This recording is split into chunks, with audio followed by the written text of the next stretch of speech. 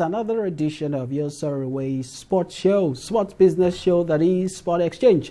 I'm your host, Jide Olaniro. Today we'll be looking at how social media is changing the game of sports.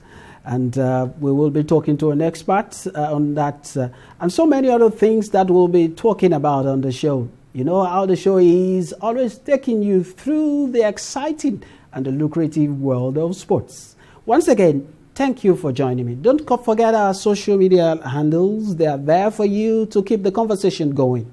All right? That's it. Let me just take a break, and when I return, I'll go all the way to Frankfurt, Germany, where our expert is waiting. And it will be all about social media changing the face of sports.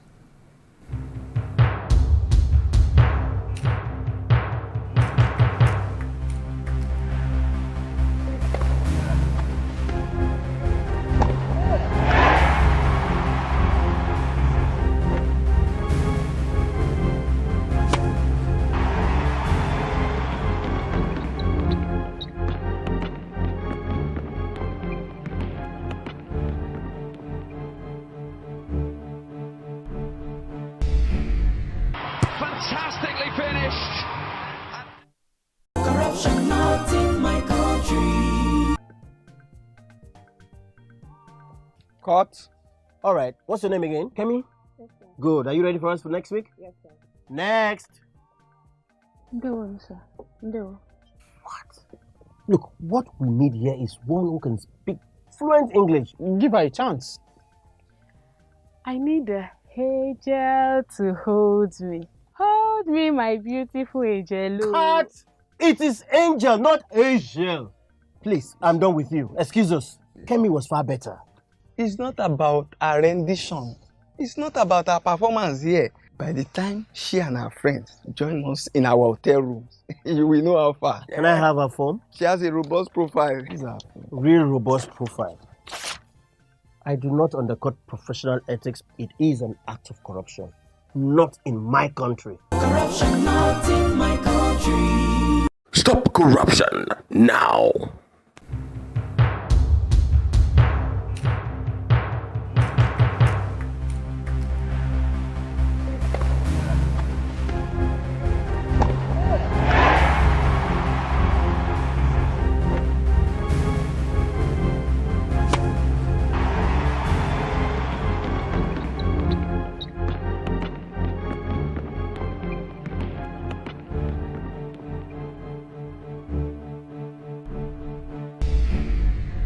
Fantastically finished.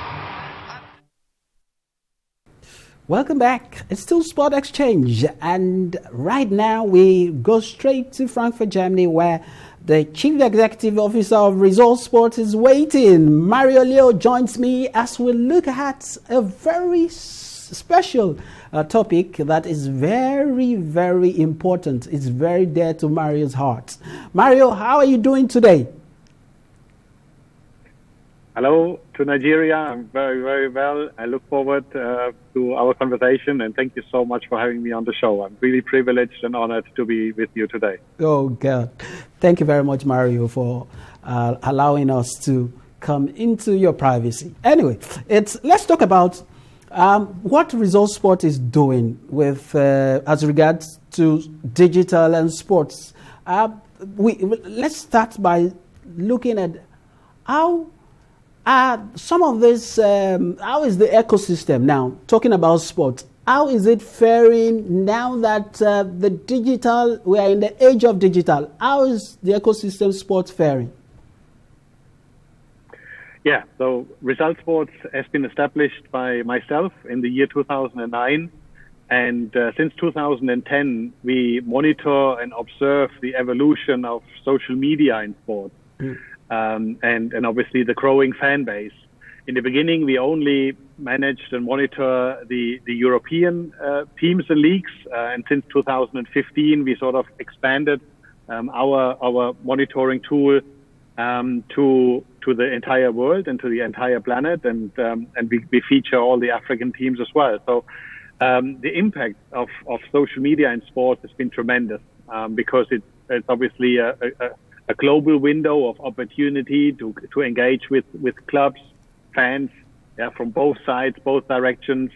And especially the lockdown obviously has shown that when there's no fans inside the stadium, it's the only way to keep up and stay connected with your favorite team and obviously with their fans inside. So, yeah, it's been a tremendously evolution over the last 10 years, and I look forward to our conversation to deepen that.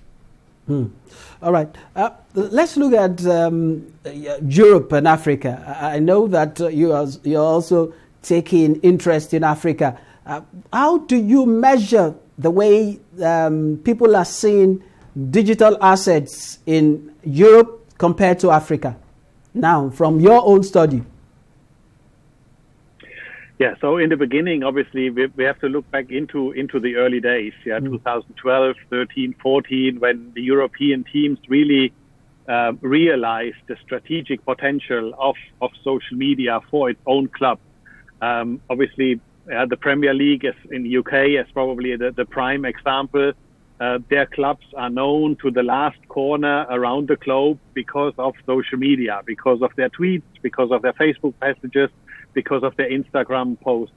So obviously they stay connected and give information to the fans. We also observe that obviously North Sahara, the Maghreb region, the Morocco, Algeria, up to Egypt, they realized and sort of observed what was happening in Europe and very early also grabbed the opportunity to gain a lot of fans on their following and their communities on social media as well.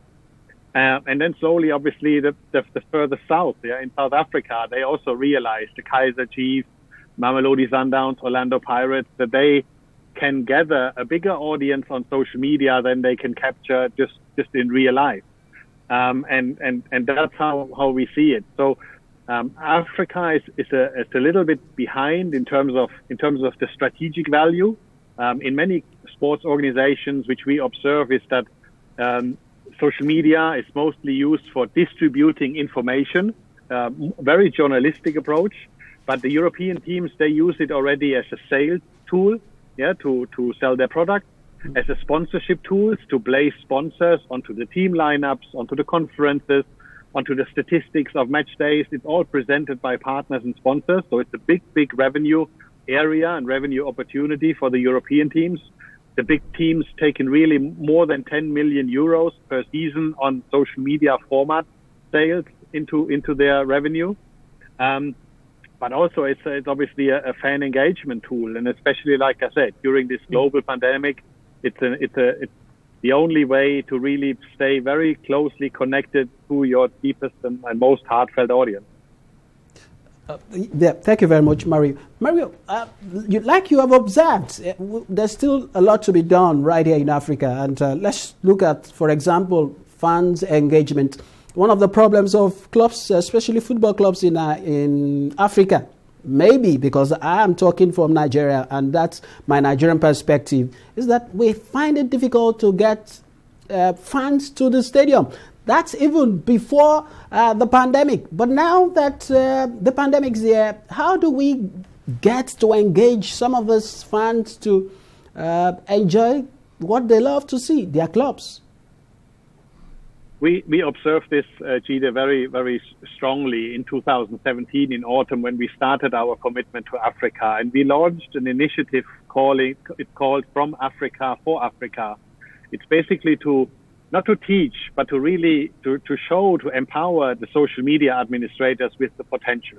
When you look into new clubs like Cape Town FC in South Africa, like Pyramid FC in Egypt, or like Fundraiser FC in Nigeria, they're all very young at heart from their beginning. And for them, the digital communities play a significant role.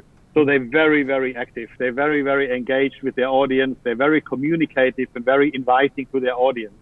It's more the older traditional established teams which don't seem to understand this huge potential social media offers, especially in terms of the connection. And let me tell you, Gide, because of the mobile device and giving them so much convenience to the fans, it's actually a triggering tool that you should come to the stadium, that you miss a great game, that you miss a great opportunity. And if you don't communicate on social media, people have so easy access to news, to updates, to everything, that everything is brought to their convenience. And you need to use also the social media to address their passion, their dedication, and their commitment to the team, to bring them, to lure them back to the stadium. All right. Yeah. Let's talk about what artificial intelligence data gathering is doing to sponsorship. Most of the clubs, I know, from my perspective, my viewpoint too, that you really need sponsorship to get the sports club going. How can the social media, how can some of this club leverage on social media for sponsorship drive? Yes, the sponsors are shifting their advertisement revenue from print into online, from media into online, because obviously they want to be represented. And sport is a significant facilitator for it, because a football club or a sports club basically has a lot of passion and a lot of emotion. So their product is not differentiating by price, but is attached to a very emotional sporting organization. And that's what lots of brands and products would like to have. And that's what we see all over Europe. So we see, for example, like when you look at Manchester City, Pep Guardiola's press conference is presented by a sponsor. The team lineup is presented by Hayes, which is a personal recruiting company. And the recruitment company wants to hire the best person for the job, while Pep Guardiola selects the 11 best players to win the job, to win the match in the game today. And so it's even a matchmaking sponsorship possibility. So we have determined about a catalog of about 20, 25 assets where revenue can be generated, where sponsors can be placed, and new revenue can be generated for sports organizations, such as the mentioned, the match day post, the team lineup, the goal graphics, the goal visuals, the result sheets, half-time and full-time, the player of the month, the goal of the month, the goal of the season. There's so many different digital formats and assets which you can create, which could be placed by the sponsor. All right. We just had a data release, should I say? Yeah, there was the statistics released recently by how some clubs in Africa fared. And coincidentally, it was a club in the second tier of the Nigerian League, Van Dresser, that topped that made name for Nigeria, if I must say that. But what are the things you think Nigerian club sides can also do? Because one would have expected a Premiership club side to be leading by example, but that is not the case. Yes, and I think that's where the mindset needs to be shifted by the Premier League teams in the Nigerian Premier League, because so far we see that the majority of updates published on social media are just information. Yeah, they don't. It's just like an information going out. So they don't take into consideration what the fans expect, what the fans would like to see. They don't involve the fans in the communication. It's just like a press article, and that's it. Yeah, it ends with the press article. Sometimes when clubs are in the back, like 1 goal or 2-0 down at halftime, in the second half, they don't post at social media at all. Maybe they are scared of the negativity response from the fans. But ultimately, I mean, Nigeria has 170 million inhabitants. It's a huge population. More than half of the population is fascinated by football. So it needs, the fans are there. The fans are hungry for engagement. The fans are hungry to be picked up. It's just that the perception or the workflow, the process, the strategic value on the club side, on the league side, but also on the federation side, needs to be fully strategic, and it needs to be embedded into the overall strategic goals of the respective organization. Looking at the Premier League in Nigeria has a management committee. And we need to do so much because the league is presently not on TV. Nothing is being done about the digital assets of the Premier League. What are you looking forward to see? Because I know you are passionate about Nigeria too. When the league returns. What do I expect from the overall opportunity for the Nigerian Premier League? Yes, exactly. I think Nigeria, for me, has really all the ingredients to be really a leading sport nation, a leading innovative football nation on the entire continent. With such a big population, with such a huge interest of football, with such a standing, with such a success, with great legends like Daniel Amokachi and Joseph Yobo, which I also know and sometimes engage on WhatsApp when we communicate. I think all the ingredients are there. I think what the Nigerian Football Association, the league, and the teams need is just to understand how important social media is becoming, and not only social media but also digital. Because we don't need a digital strategy. We need a strategy for a digital world. Everything around us is becoming more and more interactive. We get more and more and easier access to news. And all these things will saturate and overflow the audience. So if football now doesn't make the critical changes in its strategy to include the digital part and the social media part, I think it will lag behind. Other countries will overtake it, and it's the entire strategy. It's from grassroots, the amateur sport, but it's also the big league. Yeah, the NPFL. It's the national team, the Super Eagles. They all will benefit if the digital strategy is absolutely right. Mario, I must say this is very good, and it's been enlightening talking to you.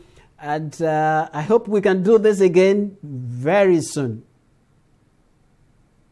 Thank you very much for having me on the show. It's a great pleasure and honor, and I look forward to welcome you in person one day when I come to Nigeria. Okay, that will be possible. I'm also looking forward to that meeting too. Thank you very much. All right, that was Mario Leo. That is the Chief Executive Officer of Result Sports, based in Frankfurt, Germany. We've been talking about how social media has been changing the game in sports. We'll go on a short break now, and when we come back, it will be time for me to take the news.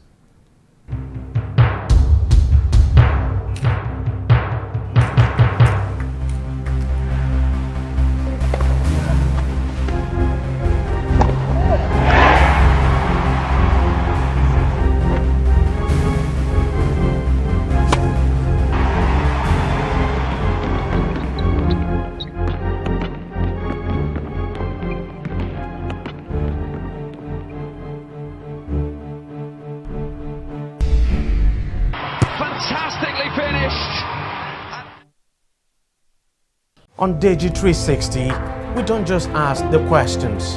What is wrong with amending the Constitution the way the National Assembly members have been doing it? We seek answers. Constitution is constituent. Our problem is not lack of laws. Our problem is lack of the willpower to implement our laws. Answers that provide clarity. While we negotiate, we should try to make it a point that the girls must be complete. The clarity you need to make informed judgment so that you can make the right decision and take action. People are saying it is you politicians that are responsible for this, that you are the reason why this is happening. All these dollars that call themselves governors in this country. I wish we had people like Tony at the National Assembly. God forbid that I go to join that Digi 360, providing clarity to issues.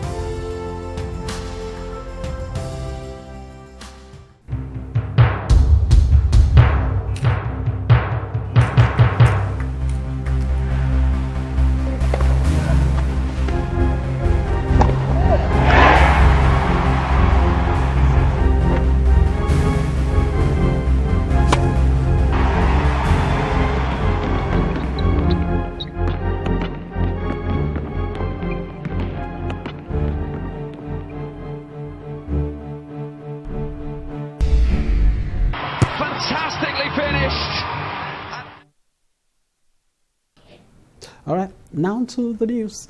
The National Principals Cup trophy has been unveiled with 2 former Super Eagles stars named as ambassadors. The ceremony, which took place at the Plush Eco Hotels and Suites, was greeted with great fanfare, as well as left the creme de la creme of Nigerian football presence stunned. And while Nigerian football icons and former winners of the Principals Cup, Daniel Amokachi and Joseph Dosu, were unveiled as competition's ambassadors alongside African athletic great Mary Onyali. A new football star will emerge at the maiden edition of next Niger Football Superstar event, which holds in Abuja on October 1, 2020. The football reality show will climax after months of screening exercise, which took judges to different parts of Nigeria. 10 million naira and a brand new car is what the winner of the life-changing event will be walking home with.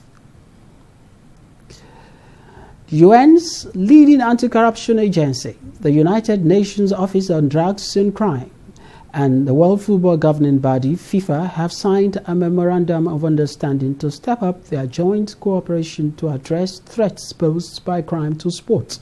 The MOU, which was signed at UNODC's Vienna-based headquarters by UNODC Executive Director Gada Wali and FIFA President Gianni Infantino, is a vehicle to strengthen youth resilience to crime and substance use through the provision of life skills training. And finally, Football Players Worldwide organization FIFPro and FIFA have signed a collaboration agreement endorsing a smartphone app that allows professional footballers to anonymously report match-fixing approaches. The Red Button app is wholly owned by FIFPro and is being distributed globally to players through its affiliated national player associations. And that's it for sports on the show.